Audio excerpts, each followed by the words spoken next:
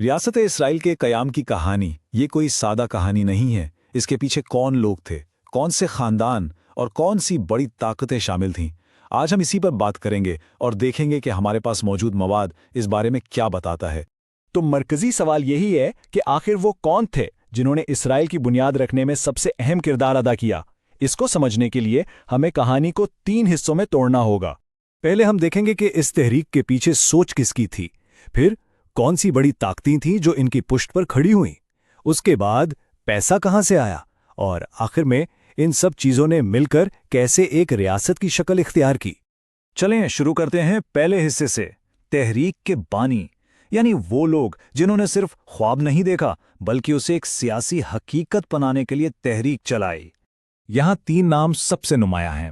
سب سے پہلے تھیوڈور ہرٹزل، انہیں سونیونی تحریک کا بانی کہا جاتا ہے۔ پھر آتے ہیں چیم وزمن، جو آگے چل کر اسرائیل کے پہلے صدر بنے، اور تیسرے ہیں ڈیوڈ بن گوریون، جو اسرائیل کے پہلے وزیر اعظم بنے۔ تو یہ وہ 3 لوگ تھے جنہوں نے اس پوری سیاسی جدوجہد کی قیادت کی۔ لیکن دیکھیں، کوئی بھی نظریہ کتنا ہی مضبوط کیوں نہ ہو، اس سے دنیا کی بڑی طاقتوں کی حمایت کے بغیر حقیقت بنانا تقریباً ناممکن ہوتا ہے۔ آپ کو عالمی سطح پر سیاسی سپورٹ چاہیے ہوتی ہے۔ اور یہیں سے ہم اپنے دوسرے حصے میں داخل ہوتے ہیں، عالمی طاقتوں کی حمایت۔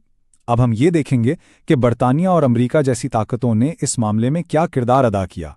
جب ہم عالمی حمایت کی بات کرتے ہیں تو ہمارے ذرائع 2 بڑے ناموں کی طرف اشارہ کرتے ہیں۔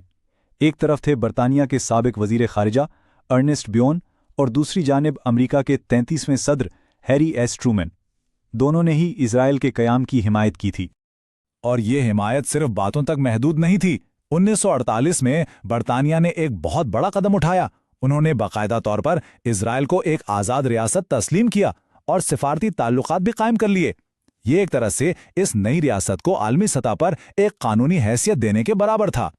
اچھا، تو اب تک ہم نے نظریاتی رہنماؤں کی بات کر لی اور عالمی سیاسی حمایت کا بھی ذکر کر لیا، لیکن کہانی یہاں ختم نہیں ہوتی۔ ایک اور بہت اہم حصہ ابھی باقی ہے، وہ ہے پیسہ۔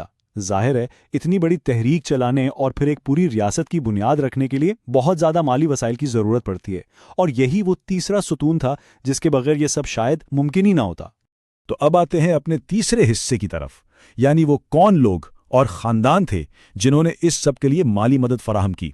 ہمارے پاس جو معلومات ہیں ان میں 2 خاندانوں کا نام خاص طور پر لیا گیا ہے، روتھ چائلڈ خاندان اور گولڈ سمتھ خاندان۔ کہا جاتا ہے کہ ان دونوں نے عالمی صہیونی تحریک کو مالی طور پر بہت سپورٹ کیا۔ ایک دلچسپ بات یہ بھی ہے کہ ذریعہ صرف خاندان کا ذکر نہیں کرتا بلکہ روتھ چائلڈ خاندان کے ایک فرد ایڈون روتھ چائلڈ کا نام بھی لیتا ہے۔ اس سے اندازہ ہوتا ہے کہ یہ حمایت صرف ایک ادارے کی طرف سے نہیں تھی بلکہ ذاتی سطح پر بھی تھی۔ تو اب آخر میں ان سب نکات کو جوڑ کر دیکھتے ہیں، یہ کیسے نظریاتی، سیاسی اور مالی حمایت ایک جگہ اکٹھی ہوئی اور ایک مشترکہ کوشش بن گئی۔ یہاں ایک بہت اہم نقطہ ہے جو ہمارے ماخذ میں بتایا گیا ہے، وہ یہ کہ ان افراد اور خاندانوں نے ایک اہم کردار ادا کیا، لیکن یہ بات قابل ذکر ہے کہ بہت سے دیگر افراد و تنظیموں نے بھی ایک اہم کردار ادا کیا۔ یعنی جن ناموں کا ہم نے ذکر کیا وہ یقیناً بہت اہم تھے، لیکن صرف وہی نہیں تھے، یہ ایک بہت بڑی اور وسیع کوشش تھی۔ تو خلاصہ یہ ہے کہ اسرائیل کا قیام کسی ایک وجہ سے نہیں ہوا، بلکہ یہ 3 چیزوں کا مجموعہ تھا: ایک مضبوط نظریاتی ویژن، بڑی عالمی طاقتوں کی سیاسی حمایت، اور بہت زیادہ مالی مدد۔ یہ تینوں ستون ملے تو یہ ریاست وجود میں آئی۔